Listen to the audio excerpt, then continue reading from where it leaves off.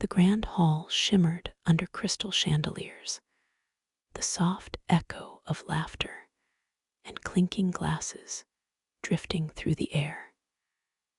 Isabella Hart stood at the center, dressed in a flowing pale blue gown that caught every ray of light. Her heart fluttered not from nerves, but from hopeful anticipation. Tonight was her engagement party, a celebration years in the making. She inhaled the scent of roses and aged champagne, glancing at her parents as they moved among the elite, exchanging polite smiles and gentle nods with distinguished guests. They stood as proud pillars beside her, guardians of the family's legacy, a legacy Isabella was now expected to carry forward through her union with Alexander Hayes. Alexander hadn't arrived yet. She brushed a loose curl behind her ear, recalling the countless evenings they had shared, dinners, whispered promises, dreams of a bright future together. He was sharp, accomplished, poised to stand beside her as a partner in both love and power. Their families had celebrated this match. High society had deemed it perfect. She raised her glass in a quiet toast to herself, to them, to the future. But the room fell abruptly silent as the double doors swung open. All eyes turned. Alexander entered, not alone, but with another woman on his arm. A hush rippled through the crowd. Isabella froze as murmurs surged around her. The woman, tall, poised, styled in an elegant red dress, looked like perfection, personified. The press seized the moment. Cameras flashed. Isabella's breath caught as Alexander moved toward her, his expression unreadable. "Well, Isabella," he said, voice calm and distant, "I can't marry you." Those words cut deeper than any blade. Gasps echoed. Isabella's world tilted. She felt rooted to the spot as shock and humiliation washed over her. "But Alex," she whispered, voice trembling. He disregarded her plea. "I never loved you," he confessed, eyes cold. "You were a strategy, a way to climb socially. But I have better opportunities now." The other woman, Madeline Clark, leaned in, offering faux sympathy. Her words dripped with disdain. Everybody watched Isabella, waiting for her to crumble. Her chest tightened.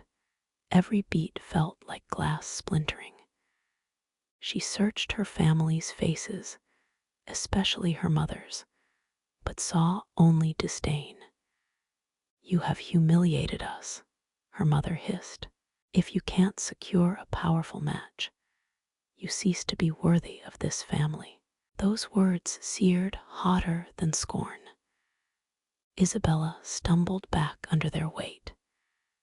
In that moment, every part of her existence shattered, engagement broken, future erased, dignity stripped bare. She fled the hall, her gown dragging along marble floors. Outside, Manhattan's night embraced her with indifferent chill. Her heels clicked as she wandered, tears blurring the neon lights. The city carried on around her, oblivious to her collapse. Eventually, she found herself before an old, dimly lit bar. It was nothing like the venues she favored, faded wood and flickering neon, but she pushed open the door. She needed escape. Inside, she slid onto a stool at the bar, ordered a whiskey neat, and let the burns speak all the heartbreak she didn't have words for. A low voice beside her broke her reverie. "You don't seem like the whiskey type." She glanced sideways and met a pair of unreadable, deep brown eyes.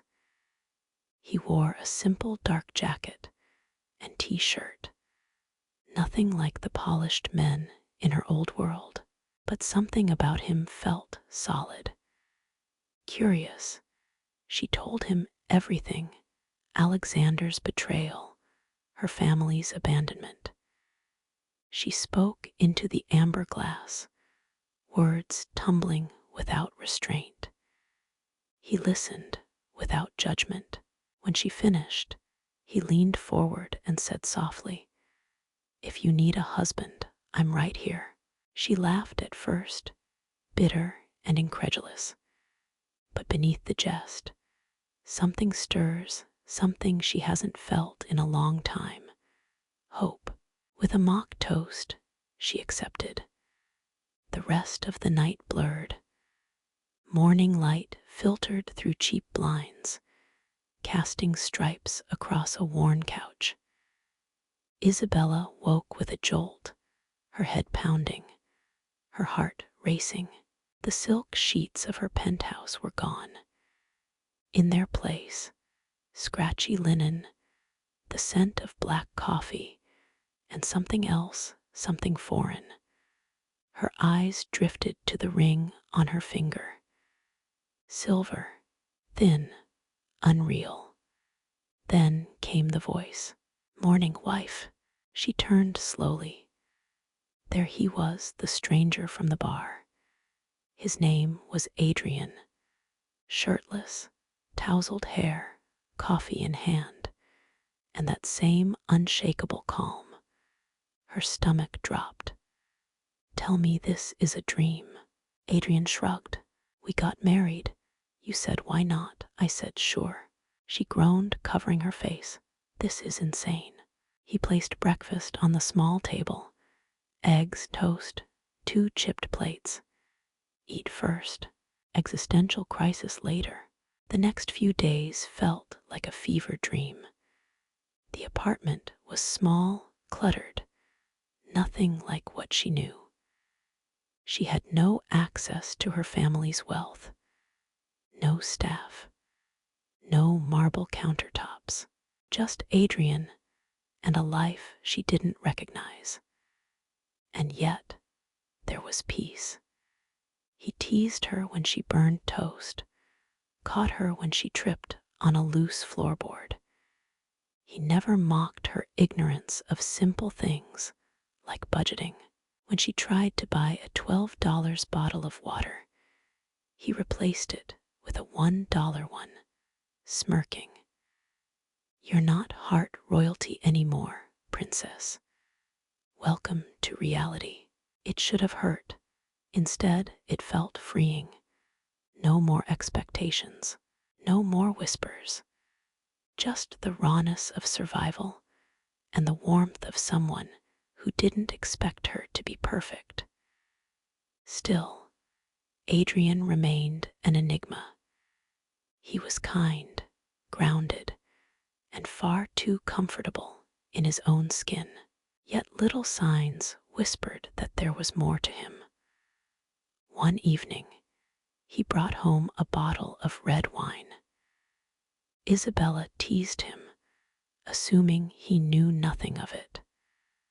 But then he swirled the glass, examined its legs, inhaled the aroma, and sipped like a sommelier. She stared. "Where did you learn that?" He smiled. "I like wine." But it wasn't just wine. He knew cars, spouting specs about luxury models without blinking. One day, while searching for a pen, Isabella stumbled upon something else: a drawer filled with crisp $100 bills. Thousands. Her pulse pounded. He was supposed to be broke. Adrian appeared in the doorway, towel slung over his shoulder. "Looking for something?" She held the money up, eyes demanding answers. Where did this come from? He took the cash, calmly tucked it back, and shut the drawer. That's not an answer. I don't like wasting money. Adrian, what are you hiding? He stepped forward, quiet, unreadable. You married me because I wasn't wealthy. Remember? She swallowed hard. So what's the truth? You'll understand soon enough, trust me. But trust isn't easy when your life has been built on lies. The next day, while organizing old books, Isabella found a newspaper clipping wedged between pages. Her hands trembled as she read the headline. Billionaire heir disappears. The mystery of Adrian Sterling. She stared at the photo.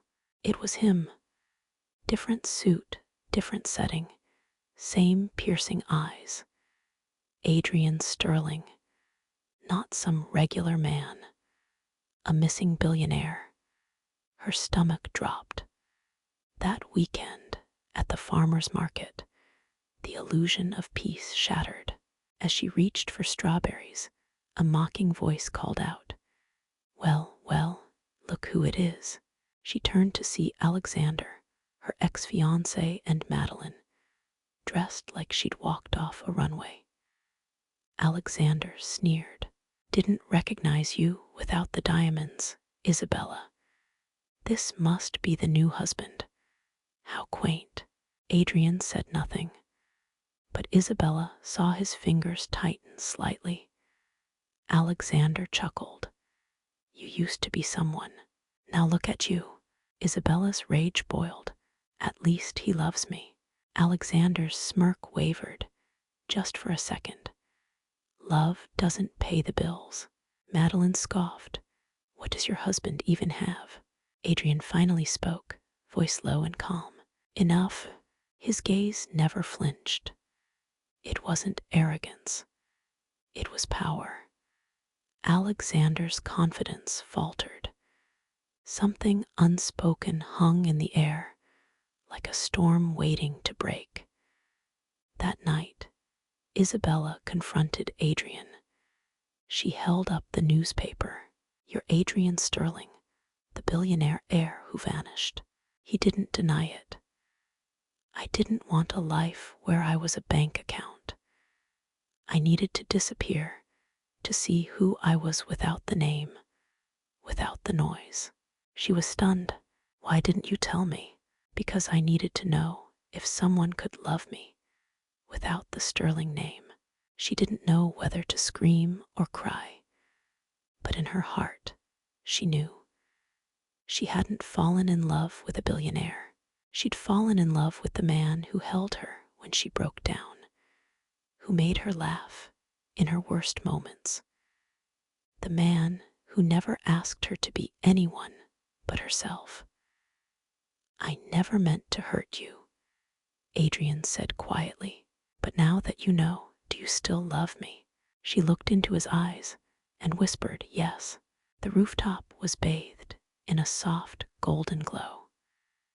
Fairy lights swayed gently in the breeze, casting warm halos over the elegant table set for two. Jazz music hummed low from a nearby speaker. Isabella stood in awe, her fingers brushing over the delicate roses lining the railing. Adrian stepped beside her, hands in his pockets, a small smile tugging at the corners of his mouth. You like it? She turned to him slowly, her voice barely above a whisper. You did all this. I had some help, he replied with a shrug. She let out a quiet, disbelieving laugh. You know, most regular guys don't have access to rooftop venues and private chefs.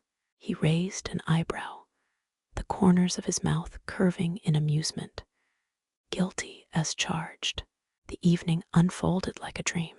The meal was exquisite, plated with artistic precision, rich flavors dancing with every bite. The wine he poured was smooth, deep, perfectly aged. But beneath the glow and elegance, Isabella's thoughts swirled. Adrian watched her with quiet intensity. "You're quiet." She set her fork down, sighing. "I'm still processing everything." He nodded. "Because of the money." She hesitated. "It's not that I care about wealth.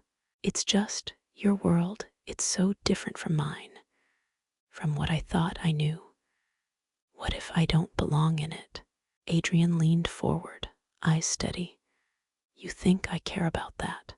Before she could respond, he stood. Then he dropped to one knee. Her breath caught. He pulled a small velvet box from his pocket, opening it to reveal a brilliant diamond ring, shimmering beneath the lights. "Isabella," he began, his voice rich with emotion, "I don't want to be the man you married on a whim. I want to be the man you choose, the one who stands beside you, not by accident, but because your heart says I belong there." Tears welled in her eyes. Adrian took her hand gently.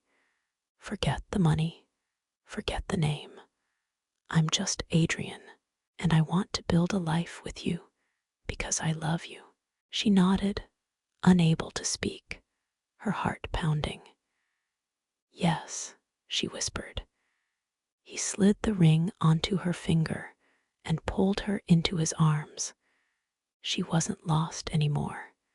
She was home. Months passed, and with them came transformation. Isabella no longer walked through life shadowed by old expectations. Together, she and Adrian launched something greater than themselves, the Sterling Heart Foundation, dedicated to helping women left behind by betrayal, poverty, or abandonment. The ballroom buzzed with elegant laughter and music. But this time, Isabella wasn't standing on display. She stood with purpose. She smiled at the women who approached, survivors, dreamers, believers. This was what mattered now, building hope. Adrian stood beside her, his presence steady and reassuring. As she turned to greet another guest, a familiar voice sent a shiver down her spine. "Well, isn't this a surprise?" She turned. There they were, Alexander and Madeline, but the shine was gone.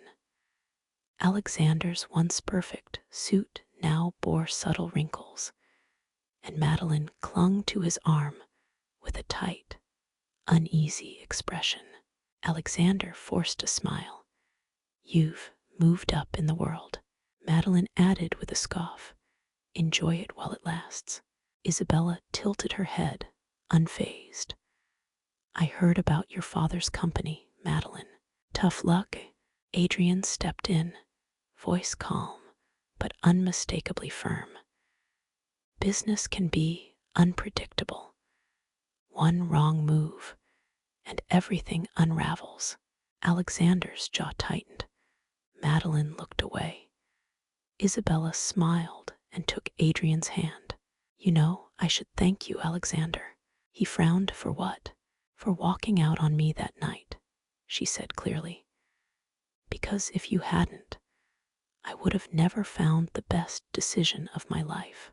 She turned to Adrian, her heart full. Him.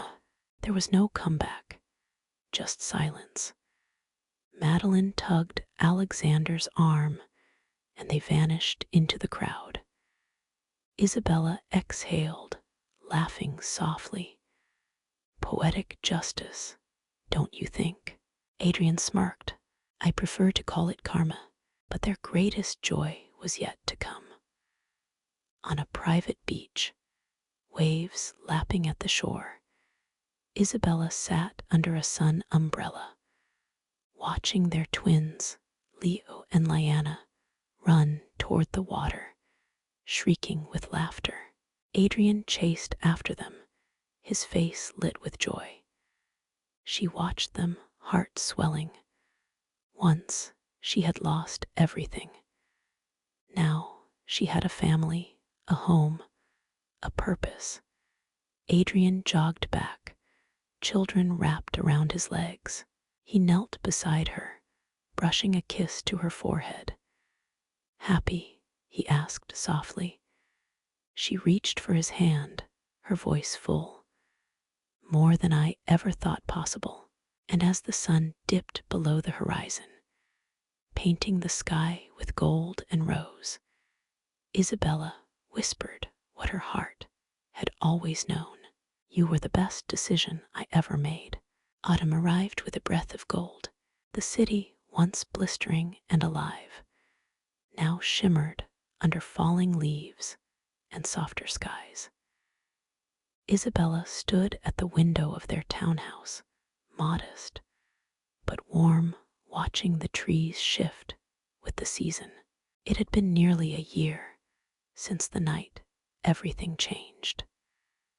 Since the man she loved revealed he had once vanished from a world of boardrooms and billion-dollar headlines, only to find her in the ashes of her collapse.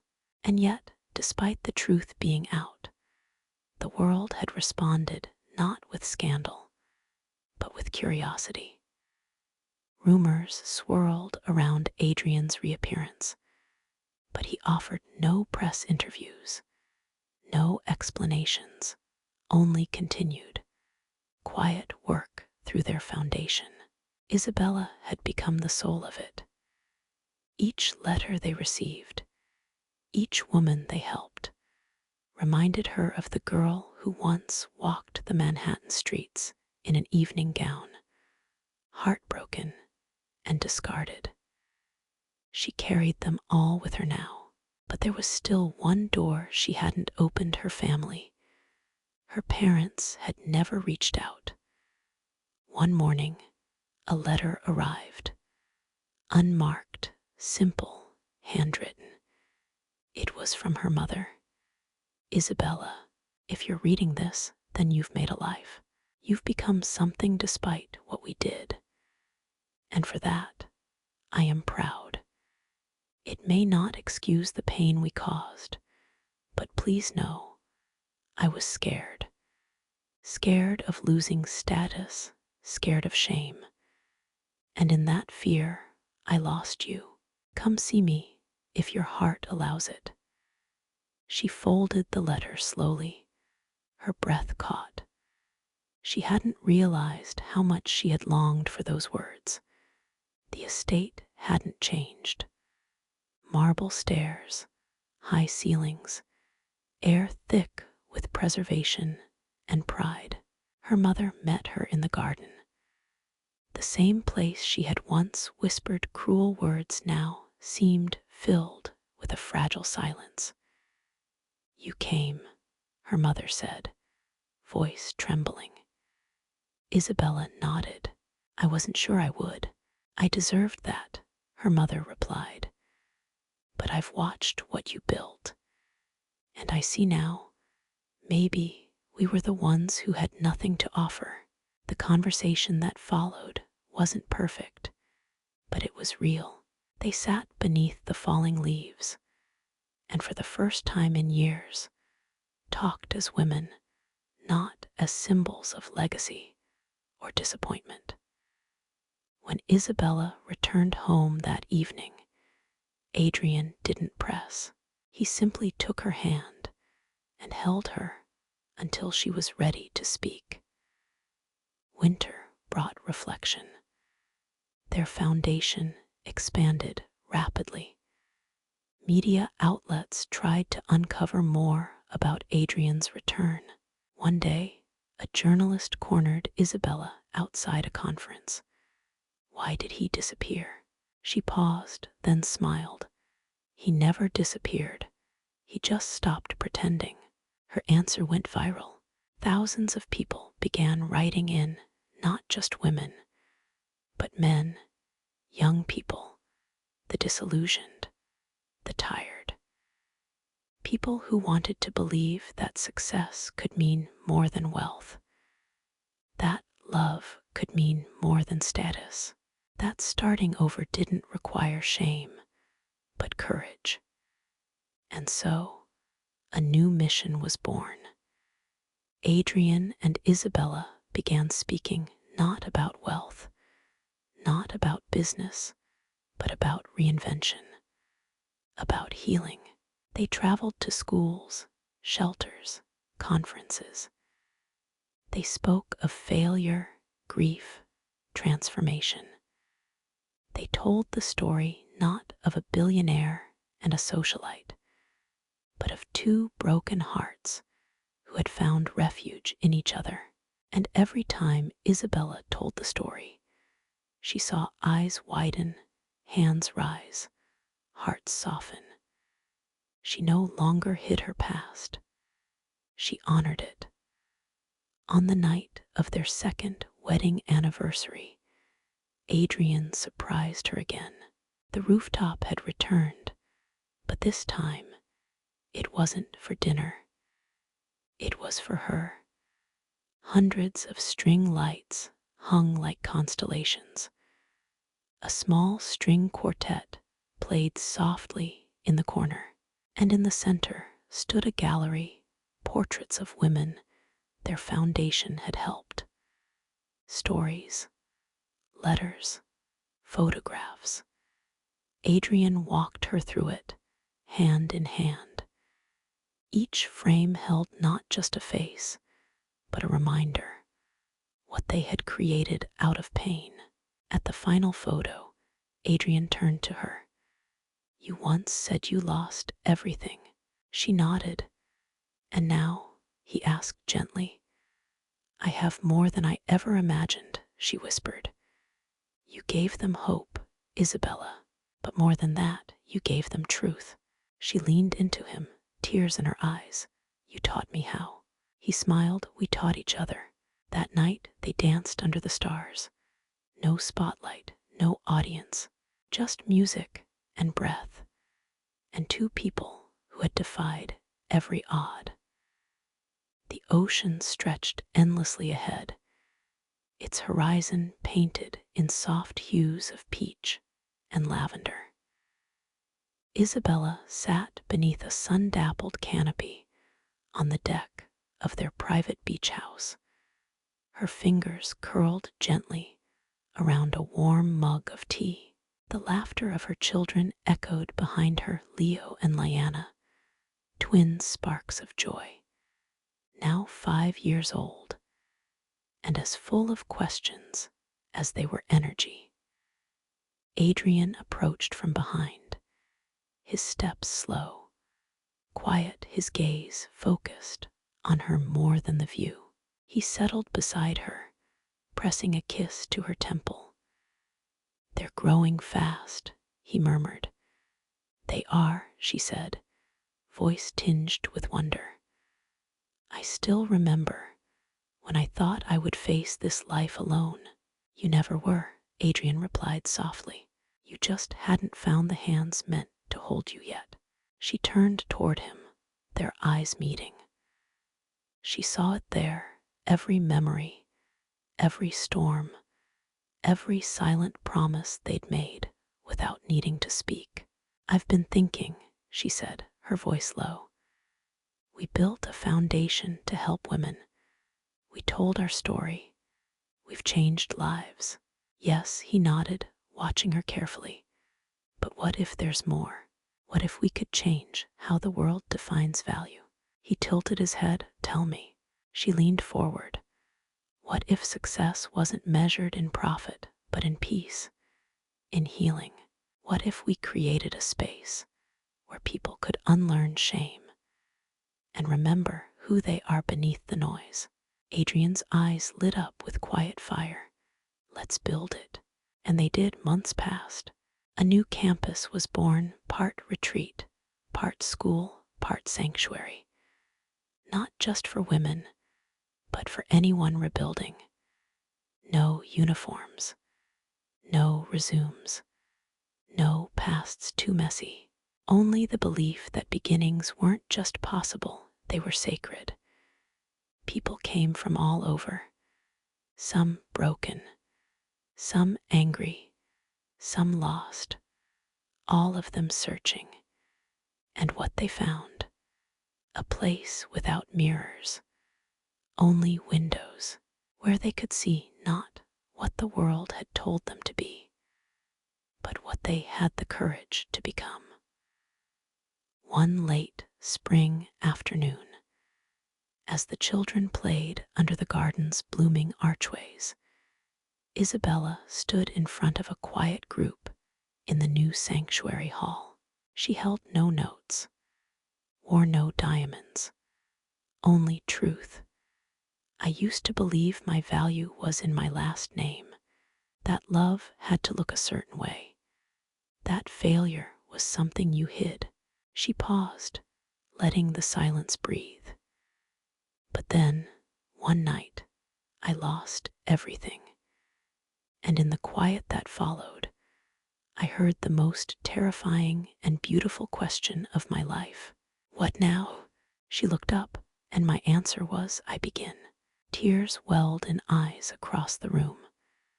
She smiled, not with pride, but with peace, because she had lived every line of the story they'd come to hear. Years later, on a soft golden morning, Adrian and Isabella sat at the edge of the beach, fingers interlaced, watching Leo and Lyanna chase seagulls across the sand. She rested her head on his shoulder. We never went back, she said. To what? He asked, to pretending.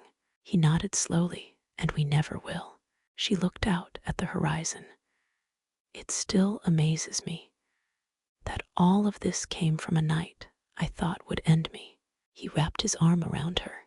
Sometimes the ending you fear is just the door to everything you're meant for. She smiled, eyes misty. I was so afraid to fall, she whispered. And yet, he replied, you flew. A gull soared overhead. The tide curled against the shore. And in that sacred, quiet moment, there was no past, no fear, only now, only love, only the undeniable truth that the life